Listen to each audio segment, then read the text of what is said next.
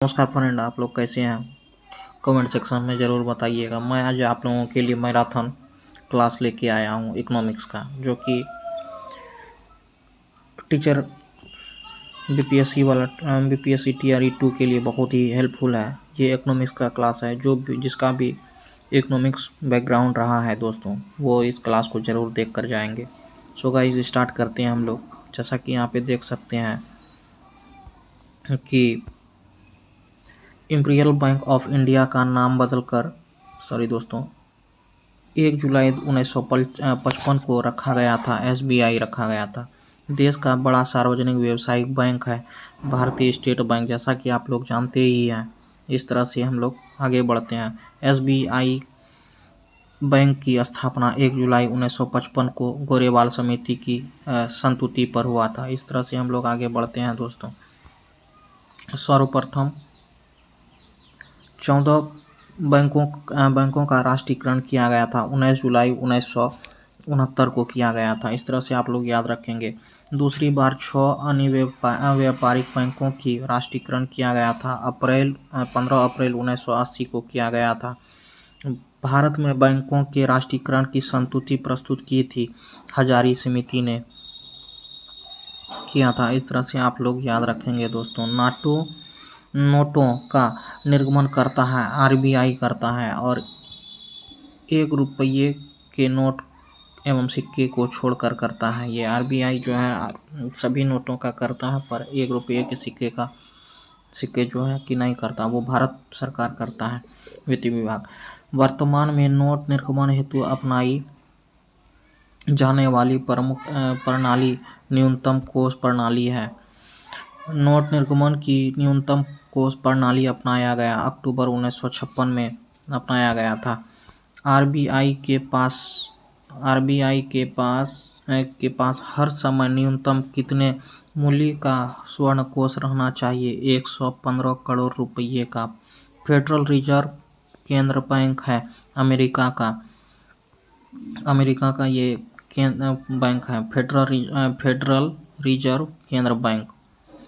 क्षेत्र ग्रामीण बैंक को प्रायोजित करता है, राष्ट्रीय वाणिज्य बैंक करता है। आरआरबीएस की स्थापना 2 अक्टूबर 1975 में हुआ था। रिजर्व बैंक ऋण प्रदान करता है 90 दिनों का। भारतीय का प्रथम बैंक ऑफ हिंदुस्तान है। वर्तमान में राष्ट्रीयकृत बैंकों की संख्या 14 है। बैंकिंग लोकपाल योजना प्रणाली कब पहली बार भारत में शुरू की गई थी? 1995 में संशोधन किया 2002 में। इस तरह से आप लोग याद रखेंगे इसको। और वर्तमान में बैंकिंग लोकपाल योजना प्रभावी है 2006 से। बैंकिंग लोकपाल का कार्य है बैंक ग्राहकों को बैंकों द्वारा प्रदान की जाने वाली सेवाओं से संबंधित शिकायतों का समाधान करना। क्रेडिट कार्ड योजना जारी करने वाला पहला बैंक है, कौन है? तो यहाँ पे देख सकते हैं सेंट्रल बैंक ऑफ इंडिया जो है कि क्रेडिट कार्ड जारी करने वाला पहला बैंक है। प्रीपेड कार्ड जारी करने वाला पहला बैंक है ओरिएंटल बैंक ऑफ कॉमर्स, 2003 से कर रहा है। इंटरनेट बैंकिंग सेवा शुरू करने वाला पहला बैंक है आईसीआईसी बैंक। स्थापना हुआ था इसका आईसीआई का 1994 में। इस तरह से आप लोग याद रखेंगे इसको, चूँकि एग्जाम में पूछा जाने वाला सवाल है ये सब। क्रेडिट कार्ड योजना प्रारंभ हुआ 1900, यहाँ पे देख सकते हैं 1998 में हुआ था। भारत में एटीएम सेवा शुरू करने वाला पहला बैंक है एचएसबीसी। 1987 में इसका स्थापना हुआ था दोस्तों। इस तरह से आप लोग याद रखेंगे इसको। देश का प्रथम तैरता हुआ एटीएम स्थापित किया गया था कोच्चि में, एसबीआई ने किया था इसको।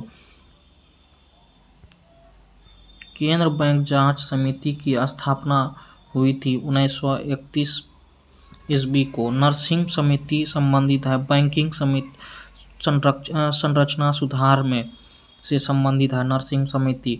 गोपुरिया समिति संबंधित है बैंक में ग्राहक सेवा सुधार से। इस तरह से आगे बढ़ते हैं हम लोग। यहाँ पे कुछ और भी प्रश्न था दोस्तों, जैसा कि यहाँ पे देख सकते हैं। देश का पहला मोबाइल बैंक है लक्ष्मी वाहिनी बैंक। ये एग्जाम के पॉइंट ऑफ व्यू से बहुत ही इम्पोर्टेंट है, पूछा गया सवाल है। ये मध्य प्रदेश में है। और यूटीआई बैंक वर्तमान नाम है एक्सिस बैंक का वर्तमान नाम है। इस तरह से हम लोग आगे बढ़ते हैं दोस्तों, आप लोग थोड़ा सा वेट करेंगे। इस तरह से हम लोग आ गए हैं, सॉरी दोस्तों, 1 सेकंड। हाँ, भारत में ट्रेजरी बिल बेचे जाते हैं आरबीआई द्वारा। किसके द्वारा? आरबीआई बैंक के द्वारा ट्रेजरी बिल बेचे जाते हैं। वर्तमान में आरबीआई कितने दिनों का ट्रेजरी बिल निर्गमन करता है? 91 से 364 दिनों तक का जो है कि बिल निर्गमन करता है। ट्रेजरी बिल की न्यूनतम राशि होती है 25,000 रुपये तथा इसके गुणक में होता है। एड हॉक ट्रेजरी बिल प्रणाली को समाप्त किया गया। कब किया गया? तो यहाँ पे देख सकते हैं कि 31 मार्च 1997 को। और शुरू कब हुआ था? 1955 में। भारत में मौद्रिक नीति जारी करता है मौद्रिक नीति समिति।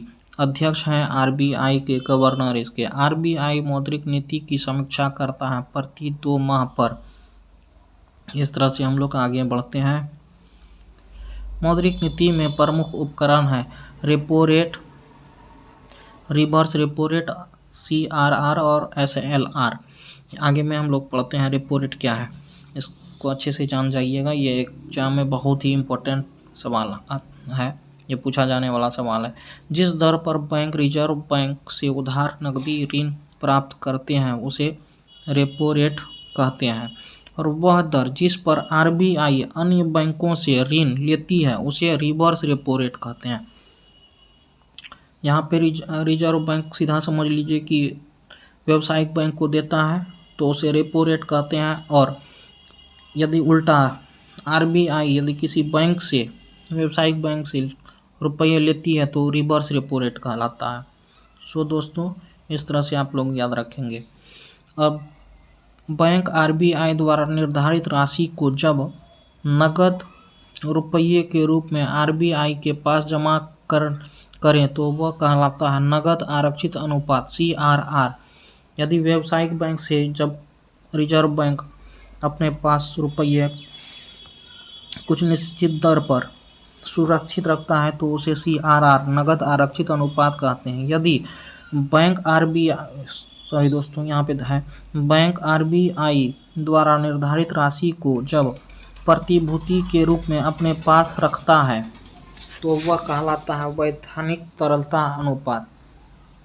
जब आरबीआई किसी व्यावसायिक बैंक को एक निश्चित राशि सुनिश्चित करने के लिए उसी बैंक को कहता है तो उसे वैधानिक तरलता दर, सॉरी दोस्तों, यहाँ पे देख सकते हैं, दर कहलाता है। इस तरह से हम लोग आगे बढ़ते हैं। आरबीआई जिस दर पर वाणिज्य बैंक को ऋण उपलब्ध कराता है वह कहलाता है बैंक दर।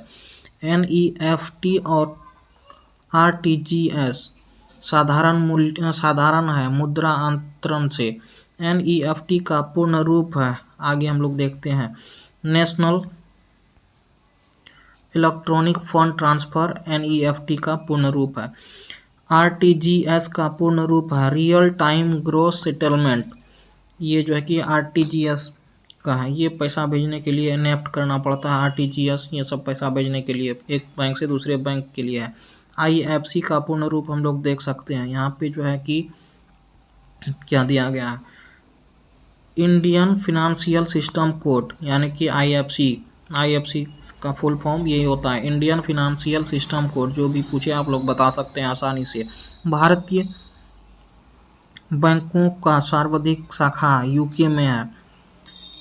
सहकारी बैंकों का गठन होता है 3 स्तर पर होता है। भारत में सहकारी बैंकों की शुरुआत 1904 में हुआ था। इस तरह से मॉनसून का जुआ कहलाता है क्या कहलाता है? भारतीय बजट। घाटे का बजट कहलाता है जब सरकारी आय व्यय से कम हो। आर्थिक सर्वेक्षण प्रणाली क्या होता है? वित्त मंत्रालय द्वारा लोकसभा में इसे पेश किया जाता है। सो दोस्तों, इस तरह से हम लोग आगे बढ़ते हैं। शून्य आधारित बजट का अर्थ है हर बार बिल्कुल नए सिरे से बजट तैयार करना। सॉरी दोस्तों, यहाँ पे हर बार बिल्कुल नए सिरे से बजट तैयार करना है। शून्य आधारित बजट देन है अमेरिका का। भारत ने शून्य आधारित बजट को किस वर्ष के वार्षिक बजट में अपनाया? 1987 से 88 में। यहाँ पे देख सकते हैं। शून्य आधारित बजट की अवधारणा के प्रतिपादक हैं P.L. पायर और कुल व्यय और कुल प्राप्तियों के बीच का अंतर कहलाता है बजटीय घाटा। सो दोस्तों, आज के लिए इतना ही।